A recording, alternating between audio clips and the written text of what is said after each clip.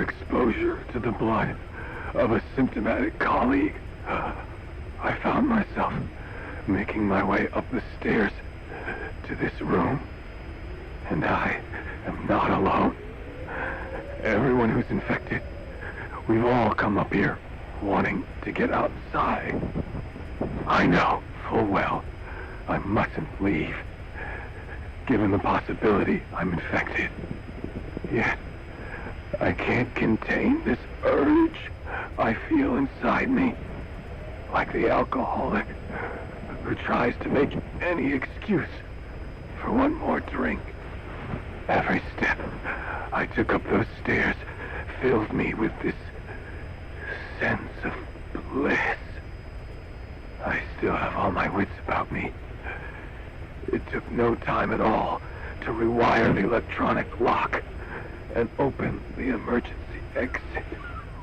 Then, just as I was about to set foot outside, I finally realized what was going on. This desire for freedom is not my own, but that of the vocal cord parasites inside me. They want the ravens to feed on us, pecking us to death, attracted by these sweet secretions. They have mutated to facilitate this. The sweet smell is powerful enough to attract even a species with such a weak nose. So, before the parasites take complete control, I must. Most of the staff in here are already infected. At least, everyone I've looked at is. Infection with this parasite causes a high fever in the pharynx.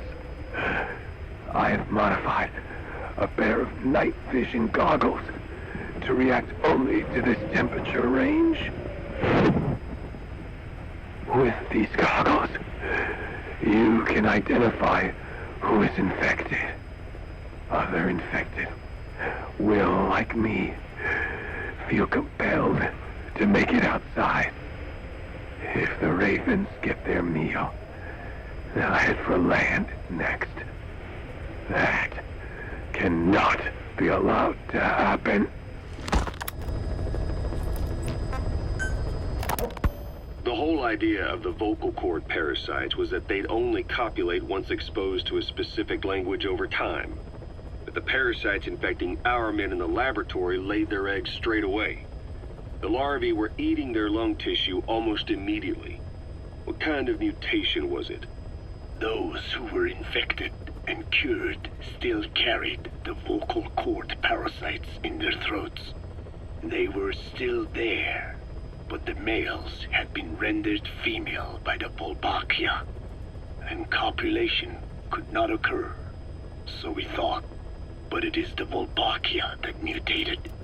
Not the parasites?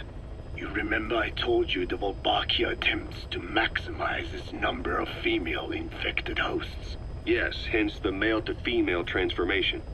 Precisely. But other Wolbachia strains use different methods. Cytoplasmic incompatibility, killing the males, and parthenogenesis. Parthenogenesis? Aphids? Aphids use that to reproduce via females only. Very good. The females lay their eggs without a male present, creating clones of themselves in explosive numbers. Parthenogenesis was originally a means for an organism to take maximum advantage of abundant resources by increasing its numbers.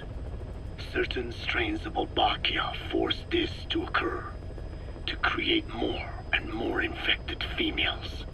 And that's why our men develop symptoms in the blink of an eye. Wolbachia causing parthenogenesis is common in parasitic wasps.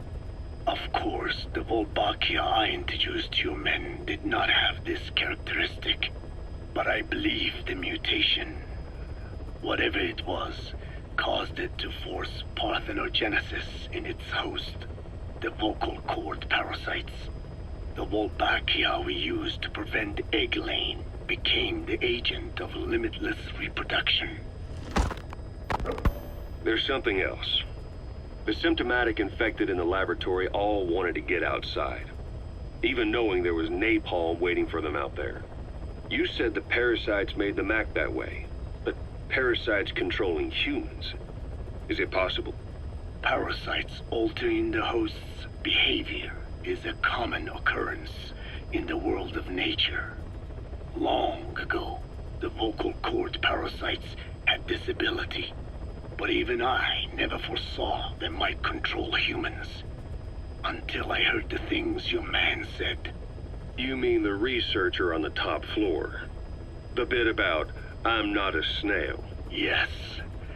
Among parasitic worms, there is a genus called Leucochloridium that uses snails as intermediary hosts. As you know, snails prefer dark, gloomy environments. But once parasitized by Leucochloridium, they desire to be in the light. And that is not all. The parasitic worms thrust themselves into the snail's antennae, making them swell to abnormal size. The snail, meanwhile, frantically wiggles its antennae as the parasites squirm inside. The swollen, wriggling antennae soon resemble caterpillars. I don't get it. It is so they can be eaten by birds. Leucochloridium needs a bird as its definitive host. To breed, they require their snail host to be snapped up by a predator. So they make the humble snail appear to be a delicious caterpillar and lead it to somewhere in open sight. So you mean the staff trying to get outside was so the birds could pick at them. The parasites altered their mental state, making them crave higher places and to be outdoors. I can only surmise that both the Wolbachia and the parasites mutated before the ancestors of the vocal cord parasites infected humans. Their hosts were birds. What we saw in the laboratory was some throwback to that time. The parasites attempting to make birds their intermediary hosts. It sounds insane. A praying mantis that is host to a parasitic hairworm will dive into water and drown itself, just so the hairworm can lay its eggs in water. Rats infected with Toxoplasma gondii lose their instinctive caution and run right up to cats. Just some of the many ways parasites control the host.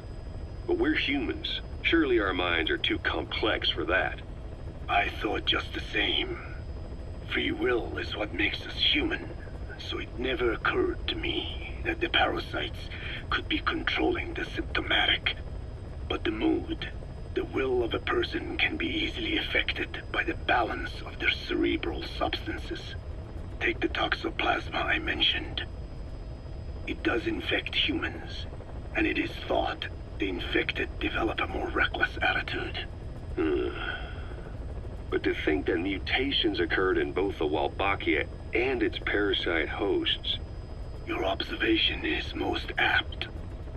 Both mutations occurring at once indicates the presence of a powerful mutagen.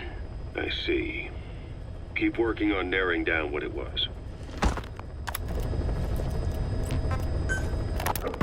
I want to thank you, Code Talker. Your pinpointing the cause of the vocal cord parasite's mutation enabled us to purge an enemy from Mother Base. You mean that scientist? Yeah, I was convinced he'd betrayed us, but I was wrong. He was never on our side to begin with, so ultimately there was no traitor among us. And yet I made everyone distrustful with my talk of spies, the end result being men turning on each other in the laboratory. You must not blame yourself. They were all infected with the mutated strain. The outcome would have been the same.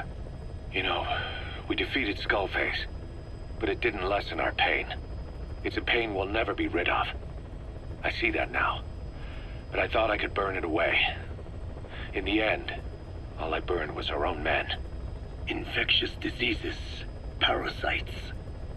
Without such foreign enemies, the immune system will start attacking the body, developing allergies and autoimmune diseases. The same is true of organizations. You're right. But I do not deserve to rebuke you. My desire to retaliate against the English language is what attracted me to the vocal cord parasites in the first place. Had it not been for that, I would never have been used by Skullface. We both allowed revenge to crawl into our minds and lay its eggs. Sahelanthropus will unleash that thirst onto the future. How long are we going to be tormented by what he left behind? There is no choice but to live with that pain. Be symbiotic with our vengeful nature. Whatever we do, we must not allow that thirst for revenge to control us.